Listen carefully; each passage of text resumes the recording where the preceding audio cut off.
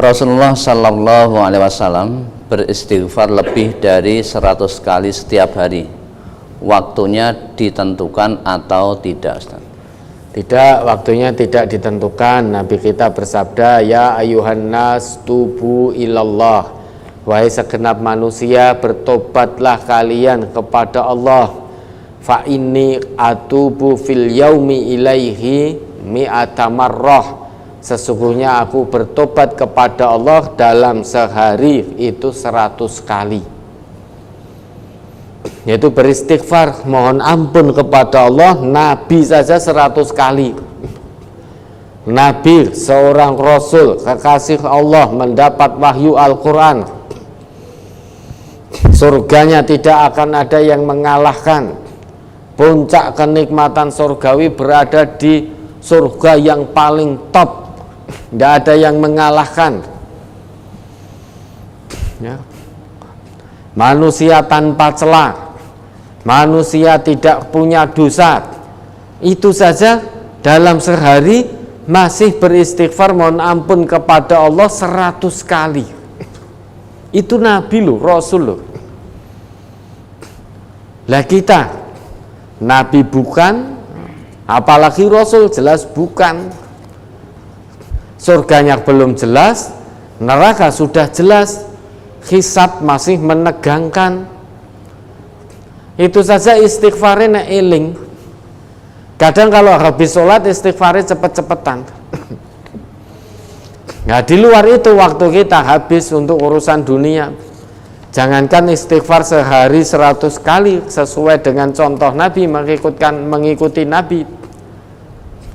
Lah sehari 15 kali saja bumbuan sosok iya sosok ora. Kenapa 15 kali? Karena zikir sesudah sholat itu kan kita istighfar paling tidak 3 kali, sholat ada 5 waktu, nah, berarti 3 kali 5, 15 kali. Itu saja sok dilakoni genep 15, sok banyak tidak genepnya Pak. Memang seringkali ini kita tidak sadar diri, terlalu pede dengan amal yang sudah kita lakukan, seolah-olah yakin bahwa amal kita akan membawa kita masuk ke surga. Padahal Nabi itu tanpa celah, surganya sudah paling top. Itu beliau sholat saja sampai bengkak-bengkak kakinya, bermunajat kepada Allah. Padahal kalau tidak bengkak, itu surganya juga tidak akan berubah. Kenapa? Itu hendak memberi pelajaran pada umatnya bahwa aku ini Nabi saja, Rasul kekasih Allah yang menerima wahyu Al-Quran. Kesungguhanku dalam beribadah kepada Robku yaitu Allah itu seperti ini loh. Sholat sunnah, qiyamul lail, tahajud sampai kakiku ini bengkak-bengkak. Ini surgaku yang sudah sangat jelas. Aku manusia tanpa dosa, itu beribadah, mendekat, bermunajat kepada Allah saja sampai seperti ini kesungguhanku. Apalagi kalian sebagai umatku, kok bisa beribadah kepada Allah nek mung eling? Padahal surgamu itu belum jelas, nerakamu sudah cetha di pelupuk mata, hisabmu masih menegangkan.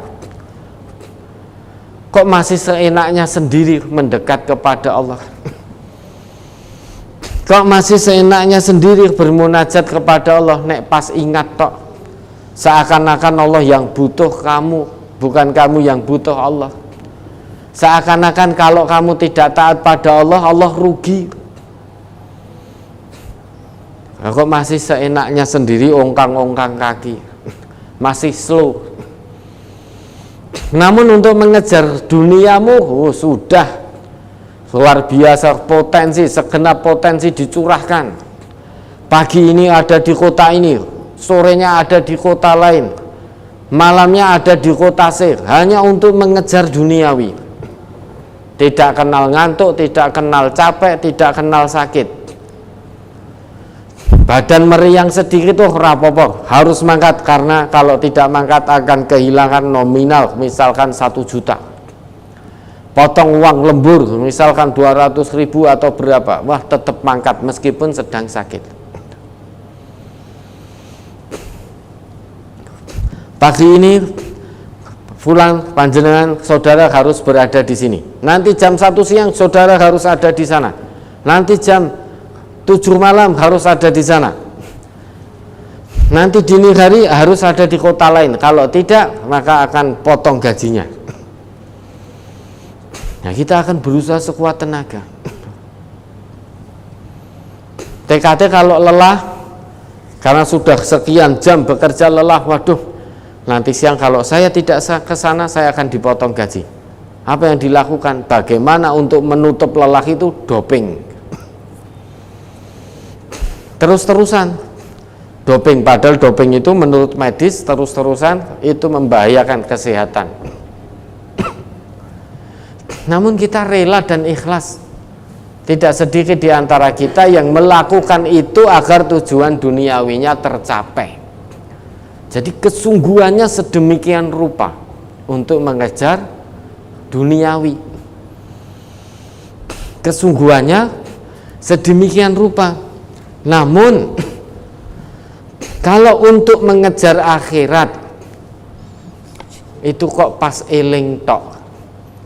Ayo ngaji, ayo tahajud, wah cik ngantuk. Loh ngantuk, ayo dipaksa. Pertama memang ngantuk, nanti lama-lama terbiasa. Malah dalil. Apa kamu tidak tahu? Nabi itu juga bersabda, innali badanika alaika haqqon. Badan kita ini punya hak untuk kita istirahatkan. Nah ini aku butuh istirahat. Ya tahajudnya sesuk-sesuk wae lah. Istighfar, wis engko istighfare gampang. Mau kesel lho ping 100 kuwi. Namun kalau diingatkan, lah kalau untuk urusan dunia kok lupa untuk mengistirahatkan badannya. Aku urusan liya, aku istirahat badan ora lembur, piye cicilanku?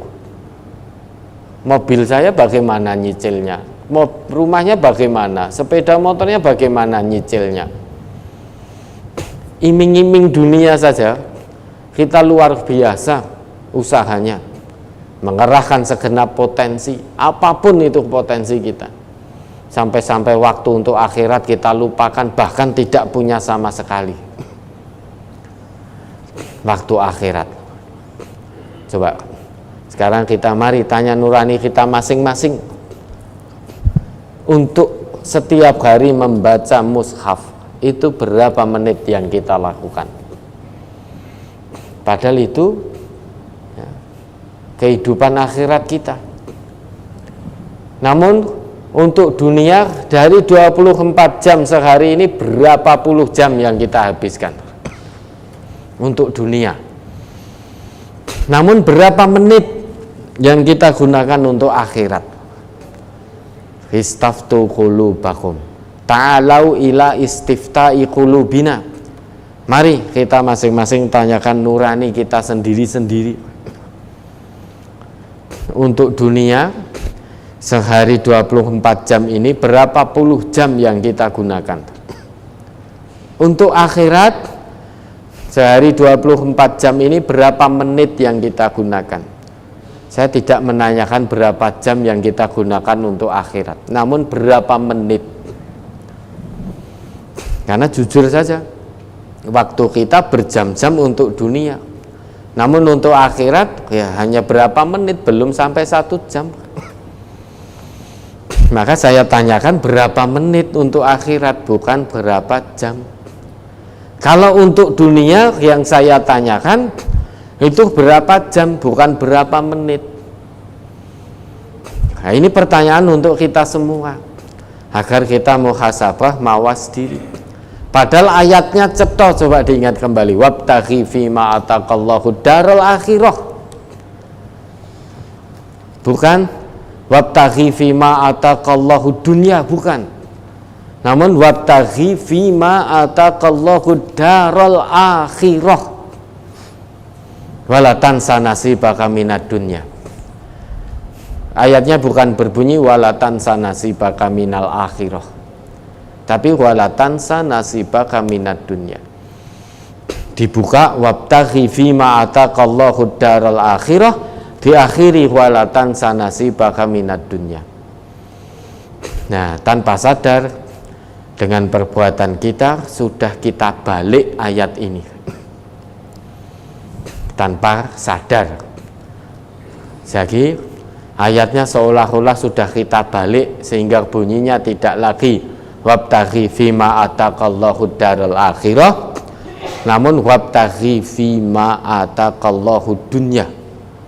Bukan lagi walatan sanasibaka minad dunya, namun sudah kita balik dengan perbuatan kita. Bunyi ayatnya menjadi walatan sanasibaka minal akhirah. Sehingga tanpa sadar kita membalik bunyi ayat ini dengan perbuatan kita sehari-hari tanpa kita sadari. Maka dibaca ayatnya saat. Surat Al-Qasas nomor surat 28 ayat 77. Wabtaghi fima ataqallahu daral akhirata wa la tansa nasibaka minad dunya wa ahsin kama ahsanallahu ilaika wa la tabghil fasada fil ard innallaha la yuhibbul mufsidin. Dan carilah pada apa yang telah dianugerahkan Allah kepadamu, kebahagiaan negeri akhirat. Nah, ya toh. Carilah pada apa yang Allah anugerahkan kepadamu untuk kepentingan akhirat. Maksudnya, kejarlah kepentingan akhirat, kejarlah akhiratmu itu dengan semua potensi, segala daya dan upaya yang telah Allah anugerahkan kepadamu. Baik anugerah yang telah Allah berikan berupa potensi daya pikir, potensi akal, potensi kesehatan, potensi tenaga, fisik, potensi harta benda, bahkan dengan potensi nyawa yang telah Allah anugerahkan pada kita. Potensi kesehatan, semua yang telah Allah anugerahkan, mari kita gunakan semaksimal mungkin untuk mengejar kepentingan akhirat kita. Gunakan semua potensi yang Allah berikan, apapun itu potensinya, untuk kehidupan akhiratmu. Kemudian lanjut. Dan janganlah kamu melupakan bagianmu dari kenikmatan duniawi. Walatan sanasibaka minad dunya. Ya, kita fokus dalam ayat-ayat ini. Dunia itu hanya walatan, jangan kamu lupakan bagianmu di dunia. Meski kamu segenap potensi kamu gunakan untuk mengejar akhirat, namun ingat, jangan lupakan duniamu. Di dunia itu kamu butuh makan, kamu butuh minum, maka jangan lupa untuk berusaha mendapatkan makan dan minum juga. Nah, dunia ini kamu butuh sandang, kamu butuh papan, maka jangan lupa usahakan bagianmu itu ketika di dunia. Namun kalau sampai itu tidak ada, kita sampai tidak punya papan, tidak punya rumah, ya jangan bersedih. Karena perintahnya jangan kamu lupakan. Tidak bisa makan seperti orang-orang kaya, sehari 3, 4, 5 kali makan dengan lauk mewah. Kita hanya diberi karunia Allah makan sehari sekali dengan lauk yang seadanya. Alhamdulillah. Masih banyak orang-orang yang untuk makan sekali saja lebih susah. Jangan lupakan. Maka jadikan akhiratmu di hatimu. Ayat ini maksudnya begitu. Jadikan akhiratmu di hatimu. Jadikan dunia di tanganmu, jangan dibalik. Jangan dibalik sehingga dunia di hati kita, akhirat di tangan kita.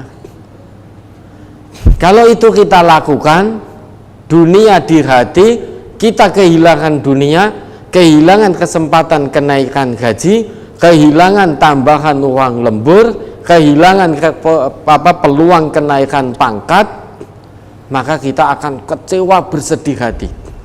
Kehilangan sepeda motor puluhan tahun diingat terus, kehilangan uang akan ngelokro, bersedih, diingat-ingat terus. Mengapa? Karena dunia kita jadikan dalam hati kita. Segala sesuatu yang ada dalam hati itu kalau hilang, kita akan kecewa, sedih. Nah, kalau akhirat hanya ada di genggaman tangan, maka kalau akhirat kita hilang, kita tidak akan sedih. Ya. Akhirat, genggaman tangan itu, sesuatu yang kita genggam itu satu saat akan terlepas. Tidak mungkin akan kita genggam terus. Contoh nyata, HP yang panjenengan genggam itu satu saat jenengan pegang, satu saat jenengan letakkan, akan terlepas. Tidak mungkin HP itu jenengan akan pegang terus begini kemanapun panjenengan tindak. Di kantor jenengan pegang, di tempat makan jenengan pegang, tempat tidur jenengan pegang, di kamar mandi jenengan pegang. Tidak mungkin. Satu saat sadar atau tidak sadar pasti akan terlepas. Kecuali HP itu jenengan pegang begini, jenengan lakban. Jenengan lakban yang sangat erat, double-double lah, HP itu tetap dalam genggaman panjenengan.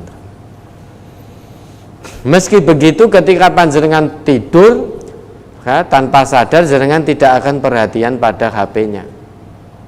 Artinya sekalipun jenengan lakban tetap tergenggam dalam tangan, namun tidak menjadi fokus panjenengan ketika jenengan sedang tertidur. Sehingga meskipun HP dilakban masih melekat dalam tangan, jenengan tidak peduli, wong tertidur, tidak peduli. Nanti kalau bangun itu tidak akan gelo, waduh saya tertidur sehingga saya melewatkan banyak chattingan, banyak ini. Tidak akan kecewa begitu, meski HP masih ada di tangan. Nah, itulah harusnya dunia kita jadikan dalam genggaman tangan kita. Jangan akhirat yang kita jadikan dalam genggaman tangan kita. Kalau akhirat yang berada dalam genggaman tangan kita, kehilangan waktu sholat biasa saja, tidak kecewa, tidak sedih.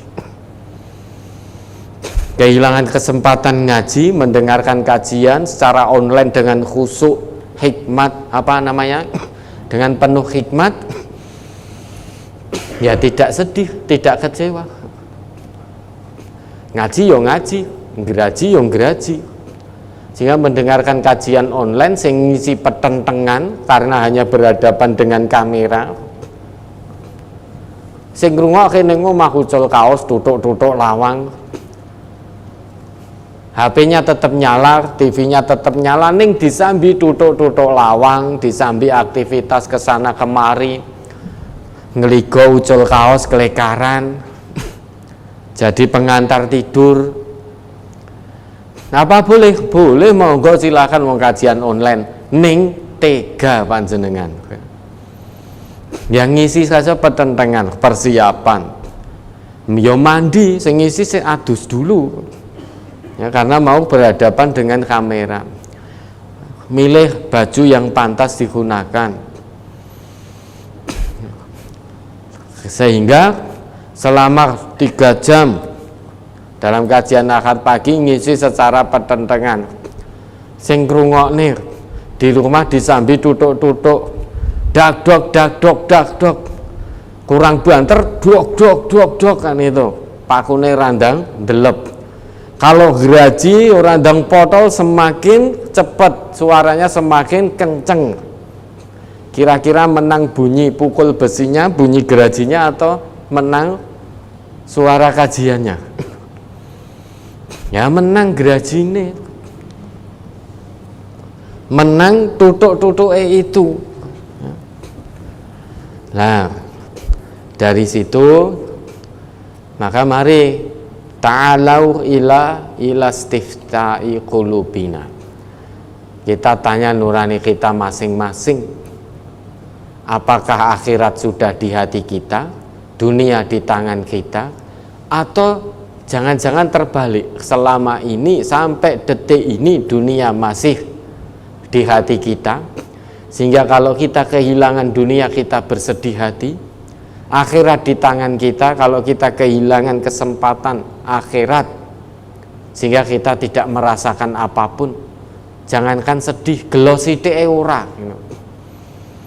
Jangankan sedih, gelo sithike ora. Nah, kalau ini yang terjadi, berarti sampai detik ini ayat tadi sudah kita balik sendiri dengan perbuatan kita, sehingga kita tidak sadar ayat yang seharusnya bunyinya wabtaghi fima ataqallahu daral akhirah menjadi wabtaghi fima ataqallahu dunya. Ayat yang awalnya berbunyi wala tansa nasibaka minad dunya, ternyata kita balik tanpa sadar menjadi wala tansa nasibaka minal akhirah. Kalau urusan akhirat wis nek eling wae, nek ora eling ya wis rasah rapopo, tidak gelo, tidak menyesal, tidak kecewa, tidak sedih kehilangan kesempatan akhirat. Namun gelo luar biasa, grantes luar biasa kalau kehilangan kesenangan duniawi. Mengapa? Karena dunia sudah di hati, akhirat ada di dalam genggaman tangan. Nah, mari mulai hari ini kita balik. Nabi saja seorang rasul, manusia agung, manusia sempurna, tanpa celah, tanpa dosa. Itu saja kesungguhannya beribadah kepada Allah sampai kaki beliau bengkak. Kesungguhannya untuk mohon ampun kepada Allah minimal 100 kali sehari beliau beristighfar. Padahal beliau itu sudah diampuni oleh Allah dosa-dosanya. Andai kata tidak beristighfar, beliau tetap tidak punya dosa. Lah ini hendak mengajarkan kepada umatnya, aku yang nabi, yang rasul saja seperti ini kesungguhanku. Nah, kamu bukan nabi, bukan rasul, bukan kekasih Allah, kok sak senenge dhewe. Untuk akhirat kok nek eling tok. Lah terus kowe iki sapa kan itu. Kita itu manusia pengennya hidup kaya raya, ya toh? Kita inginnya begitu, hidup selamanya, hidup kaya raya, hidup selamanya, mati masuk surga, surganya surga Firdaus. Nah, itu keinginan kita. Neng usaha ke arah sana kalau nek pas ingat saja. Nek pas eling, lah kok gitu mengharapkan surga Firdaus. Padahal Nabi saja memberi contoh sedemikian rupa. Maka mari kita berbenah bersama-sama. Azamkan pada diri kita masing-masing, pada hati kita masing-masing, mulai detik ini bismillah, hanya mengharap ridha Allah. Jadikan akhirat di hati kita, dunia dalam genggaman tangan kita, kematian di pelupuk mata.